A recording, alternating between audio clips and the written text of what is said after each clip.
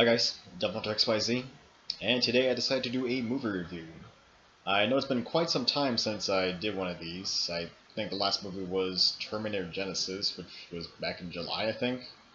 But anyway, the latest movie I went to see was 007 Spectre. And I guess the good question is it as good as Skyfall? And in my opinion, I would say it's about the same. But let's take a closer look.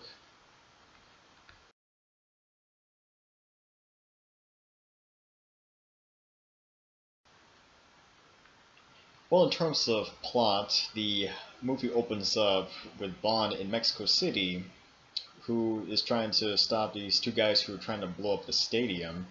And I guess in the midst of a lot of fighting, he steals a ring that has a octopus on it. And on his return to MI6, the current M at the time suspends him from duty since it was an unofficial mission. And at the same time, he's also in some kind of power struggle between, well, some guy, they just call him C for most of the movie. He's trying to create some kind of global surveillance system to stop terrorist attacks and try to eliminate the whole 00 agent program. But Bond, he disobeyed those orders because he's trying to honor the previous M's requests, and he goes to Rome and finds out about Spectre, a criminal organization. He attends one of the meetings and gets spotted by the leader. They just call him Franz. And afterwards, he kind of covers some names and whatnot, but eventually it leads him to uh, in Austria to find Mr. White, the same Mr. White from Quantum of Solace. And basically, he tells Bond to protect his daughter, Dr. Swan, and she can actually help get him into Spectre.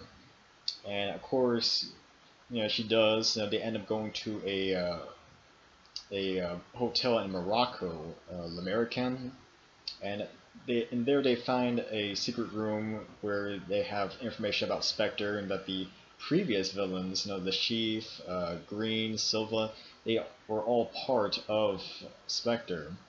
But they do eventually find Spectre out in the desert, and they did find Franz, and while there, it is revealed that Franz and C are kind of partners as Franz's group, Spectre, is staging terrorist attacks, which gives C the initiative to launch the whole global surveillance system. And while Bond gets captured, and they do share a little bit, a few words, and it's revealed that Franz and Bond are actually stepbrothers, more or less. And I think also that Franz kind of changed his name at one point, I guess to Blofeld. But anyway, Bond escapes the facility along with Dr. Swan after destroying it completely.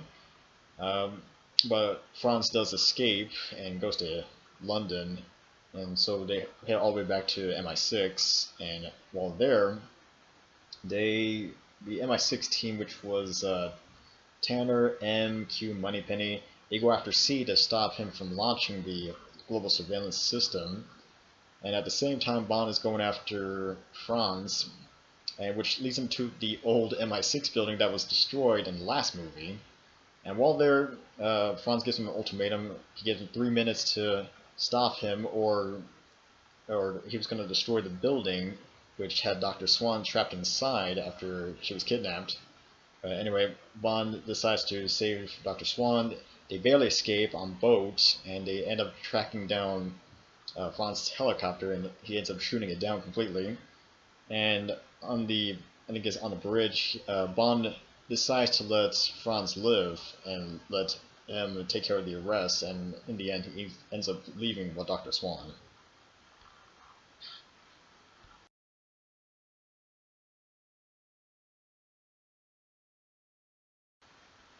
Well, for some pros in the movie, there are a few of them. They have a lot of non-stop action. I mean, it's a Bond movie, there's plenty of action. But they also have some humorous moments to kind of break up the monotonous action, kind of mix the light-hearted moments. And I also like the fact they have this movie kind of tying with the other Bond movies. Have the tying with all the previous villains that they were all connected into one organization. And I just kind of like how the fact that it's not just a standalone movie on its own; it does tie it in.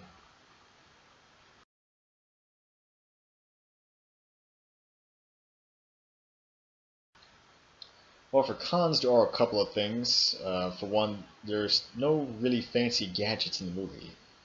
I mean, pretty much the last few Bond movies, they just kind of ignored the whole gadget concept. It's not really much of a spy movie if you don't have any fancy gadgets, but I guess maybe that's what we're going for. This just kind of becomes more of an action movie than anything else.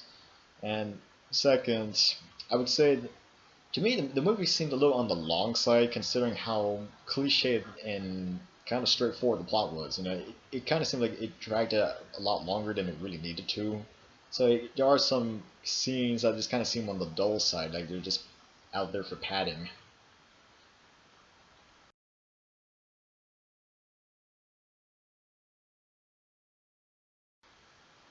Well, overall, I say 007 Spectre is about the same as Skyfall as well, I mean, they're pretty similar. I mean, they have the same amount of action, the same amount of comedic moments. I say even the plots were roughly similar. I mean, they kind of dealt with revenge as well.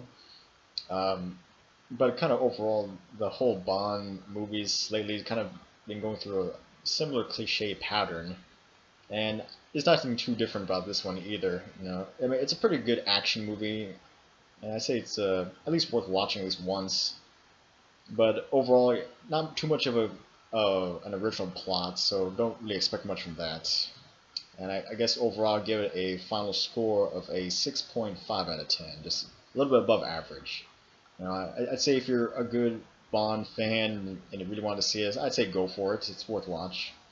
Uh, but for overall, though, you're not really missing too much, as doesn't really add too much to the Bond genre. But I guess it's a good tie-in to the rest of the movies, for a good closure. Well, this is DevilHunterXYZ, and until next time.